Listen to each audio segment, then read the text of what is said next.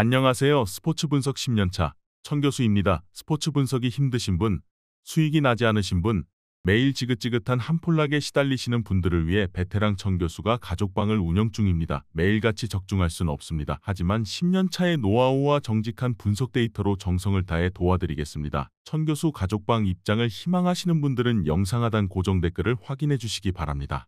4월 15일 K리그 국내 축구 6경기 분석 시작하겠습니다. 첫 번째로 전남 드래곤즈 대 충북 청주FC 경기 알아보겠습니다. 먼저 전남은 홈 개막 2연전을 모두 패하는 등 시즌 스타트가 좋지 않았다. 그러나 최근 두 경기에서는 승점 4점을 따내며 반등의 신호탄을 쐈다. 팀의 에이스로 확실하게 자리매김한 발디비아가 중원과 측면을 가리지 않고 상대 수비를 무너뜨리며 공격을 이끌고 있고 이후권의 수비적 지원도 안정적이다. 플라나와 하남 등 이장관 감독이 기대하는 공격수들의 문전 마무리만 나온다면 상위권 진입도 노릴 전력이다. 이어서 청주는 가치 프로에 뛰어든 천안과 달리 안정적으로 K리그에 안착했다. 상위권 성적은 아니지만 시즌 승리도 따냈고 충분한 경쟁력을 보여주고 있다. 지난 라운드에서는 무패의 김포 상대로 경기 내용에서 앞서며 승점 1점을 따내기도 했다.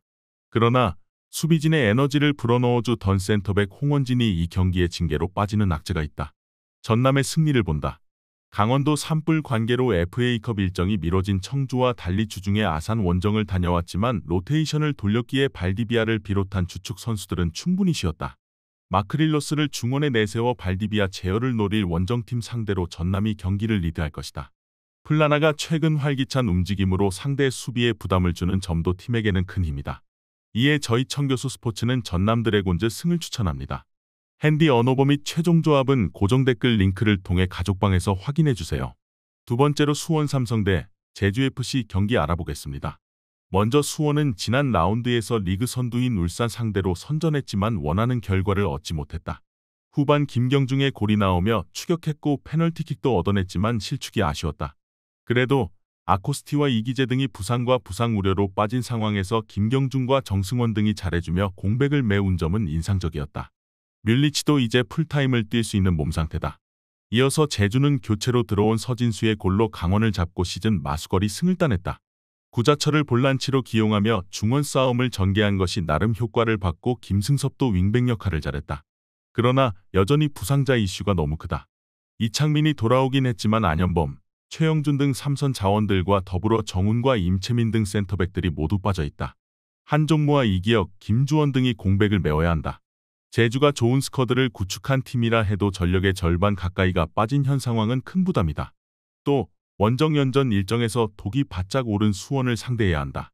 뮬리치가 제공권 장악에 강점이 있는 선수는 아니지만 주축 수비수가 빠진 제주 수비진을 어렵게 할 것이고 김보경과 바사니의 지원이 있을 것으로 예상된다.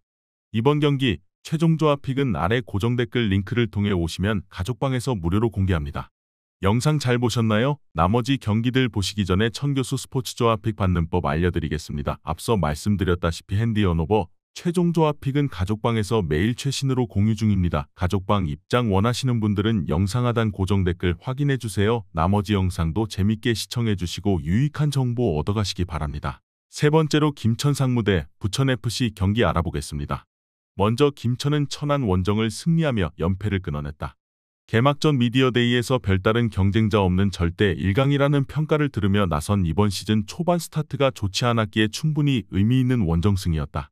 권창훈과 김민준 등 기대를 모았던 이선 공격수들의 부진으로 인해 김지현이 고립되는 상황이 생기고 있지만 조영욱이 빠른 발로 경기를 풀어주고 있고 김진규와 원두재, 이영재의 중원은 국대 2군 라인업이라 봐도 될 정도다. 이어서 부천은 리그 4위지만 최근 페이스는 좋지 않다. 홈에서 조나탄이 빠진 안양에 완패하는 등 승점 추가에 어려움을 겪었다. 안재준과 한지호, 송진규 등 국내 공격 자원들은 골맛을 보고 있지만 큰 기대를 걸었던 카릴과 하모스 등 외인의 존재감이 약하다. 카즈는 중원에서 거친 K리그의 볼란치들과 힘든 경합을 이어가고 있다. 김천의 승리를 본다. 주중에 FA컵이 있긴 했지만 홈이었고 주축 선수 모두를 제외하고 나서 로테이션을 돌렸기에 이 경기에 대한 부담이 크지 않다. 조영욱과 김민준 등 빠른 발로 부천의 느린 발을 공략할 선수들이 충분히 기회를 만들 것이고 김지현은 닐손의 견제를 이겨낼 것이다. 김천이 승리하고 연승에 성공할 것이다.